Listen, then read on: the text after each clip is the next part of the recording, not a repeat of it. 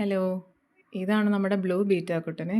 ഇതിനെ നമ്മൾ ഹാളിൽ ഒരു ബൗളിനകത്താണ് ഇട്ട് വെച്ചിരിക്കുന്നത്. ഡൈനിങ് ടേബിളിൻ്റെ പുറത്ത് ഒരു വലിയ ബൗളിനകത്താണ് ഇട്ട് വെച്ചിരിക്കുന്നത്. ഇവർ 2 കളറാണ് വരുന്നത്. ബ്ലൂവും വൈറ്റും കൂടെ മിക്സാണ് വരുന്നത്.